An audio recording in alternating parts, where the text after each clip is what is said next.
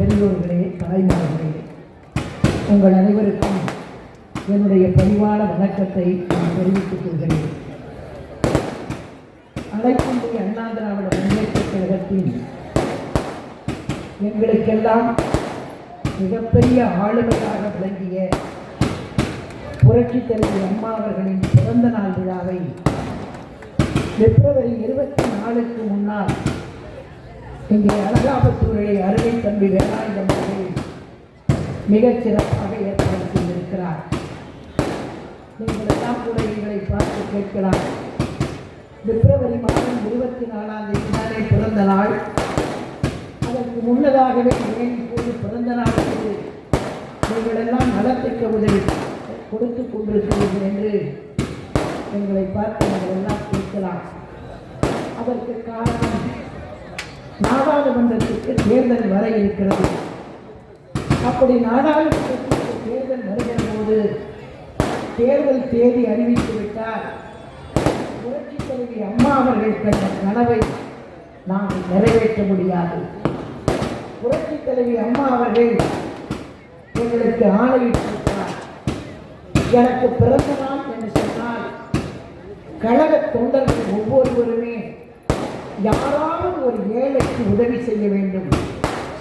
அந்த உதவி செய்கிற போது, அந்த ஏழை சிரித்து வாங்குகிற போது, அதிலேதான் எனக்கு பிறந்த நாள் கொண்டாடக்கூடிய ஒரு மகிழ்ச்சி ஏற்படும் என்று கழக தொண்டர்களுக்கு அம்மா அவர்கள் ஆணையிட்டிருக்கிறார்கள்.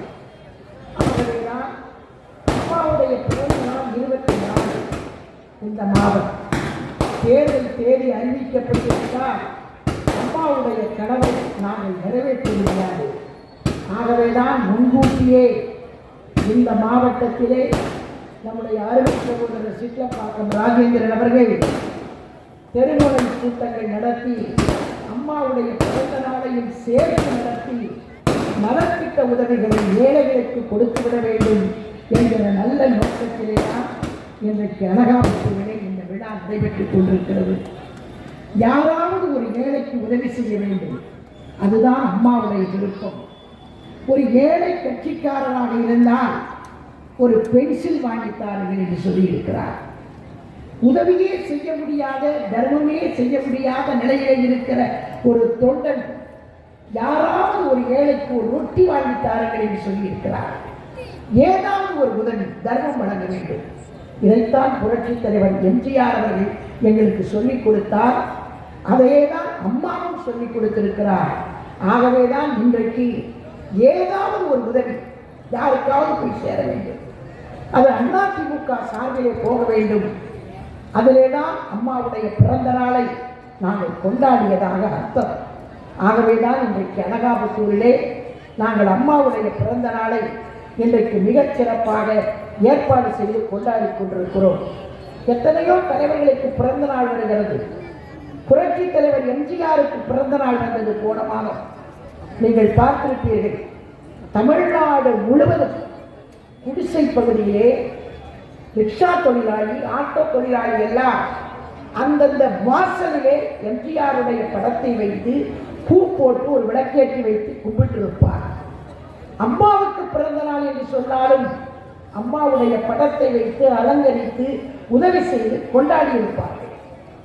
ஆனால் இப்போது கருணாநிதிக்கு 100 விழா கொண்டாடினார். கருணாநிதிக்கு 100 விழா.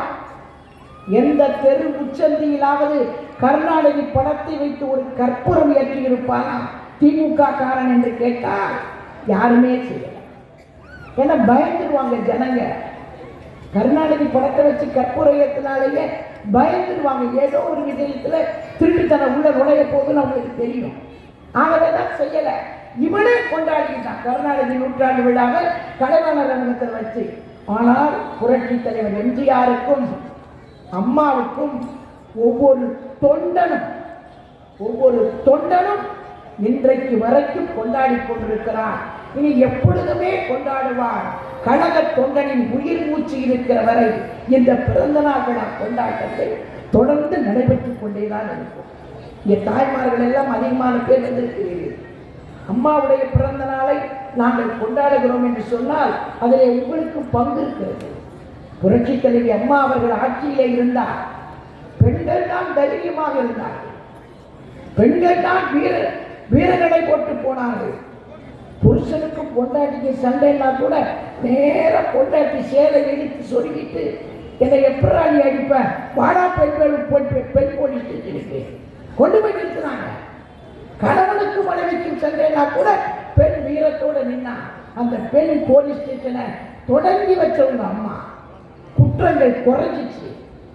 பெண்ணை தொடர்றவன் கூட பயந்தான், கேலி பண்றவன் பயந்தான், ரோட்ல நடந்து போகும்போது சீட்டி பார்க்கணும்னு நினைச்சவர் பயந்தான். பெண் போலீஸ் ஸ்டேஷன் இழுத்து கொண்டு நிறுத்திவாங்க.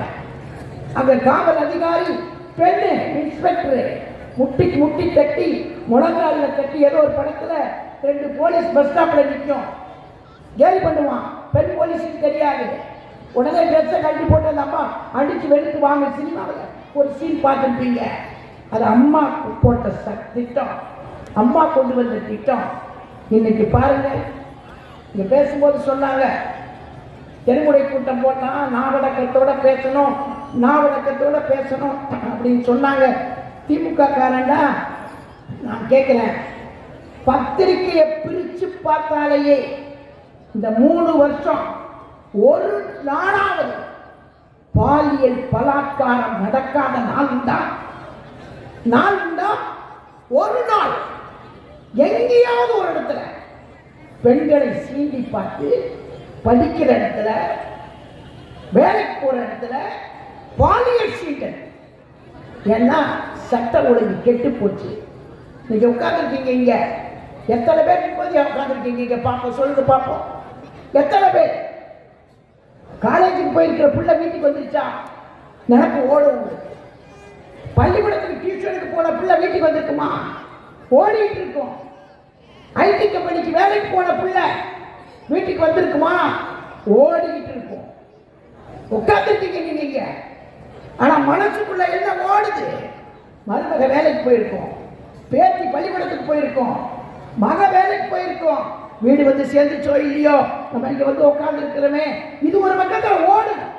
ஏன்னா திமுக ஆட்சியில் அம்மா ஆட்சி இருந்துச்சுன்னா எல்லாருக்கும் பயம் இருந்துச்சு. இன்னைக்கு பார்த்தீங்கன்னா பாலியல் சீண்டல், ஒருதலை காதல், பட்டப்பகல்ல வெற்றான் பொண்ணுங்களை, பட்டப்பகல்ல கத்தியால குத்துறான், பட்டப்பகல். ஏன் காதலிக்கலைங்க? அந்த மாதிரி மோசமான சம்பவங்கள்லாம் திமுக ஆட்சியில தான். அம்மா ஆட்சியில சொல்ல முடியுமா? அம்மா ஆட்சியில எல்லாம் கட்டுக்கோப்பா வச்சிருந்தாங்க. காவல்துறையை தான் கையில வச்சிருந்தாங்க. இன்னைக்கு பார்த்தீங்கன்னா ஒட்டுமொத்தமா இதுக்கெல்லாம் என்ன காரணம்? நான் ஒரு வாரத்துக்கு முன்னாடி பேப்பர்ல பார்த்தேன். ஒருத்த கொலை பண்றான் பட்டப்பகல்ல. ஏன்டா கொலை பண்ணேன்னா, நான் கஞ்சா குடிச்சிருந்தேன், கஞ்சா போதையில எனக்கு ஒண்ணுமே தெரியல, கொலை பண்ணேன்றான். இந்த கஞ்சா எப்போ? கஞ்சா பிடிச்சி போலீஸ் ஸ்டேஷன் வச்சிருக்கிறாங்க. அந்த போலீஸ் ஸ்டேஷன்ல பிடிச்ச கஞ்சாவை கோர்ட்டுக்கு போறான் இன்ஸ்பெக்டர். கோர்ட்டுக்கு போற உடனேயே எங்க கஞ்சான்னு கேட்டான். கஞ்சாவை காண எழுத்துட்டு போயிடுறான். புடிச்ச கஞ்சா எங்க போயிடும்? புடிச்சு வச்ச கஞ்சா ஜெயிலுக்குள்ள மூட்டையா கஞ்சா வைத்திருக்காங்க. ஜெயிலுக்குள்ள கைதிகளை பிடிச்சு திருத்த வேண்டிய இடத்துல கஞ்சா விற்பனை. இதெல்லாம் எந்த ஆட்சியில? திமுக ஆட்சியில. இன்றைக்கு நடந்துட்டு இருக்கிற திமுக ஆட்சியில இதெல்லாம் நாங்க பேசினா தப்பா? ஒரு மந்திரி போனார், இந்த மக்கள் நல்வாழ்வுத்துறை மந்திரின்னு ஒருத்தர் இருக்கிறார். அவரை டெய்லி டிவியில பேட்டி கொடுக்கறதா வேலை. பெண்கள்லாம் நீங்க நல்லா கவனிக்கணும், நல்லா கவனிங்க. இங்க கேளுங்க, கேட்காம போங்க, 2வது ஓட்டு போடுங்க, போடாம போங்க. அதை பத்தி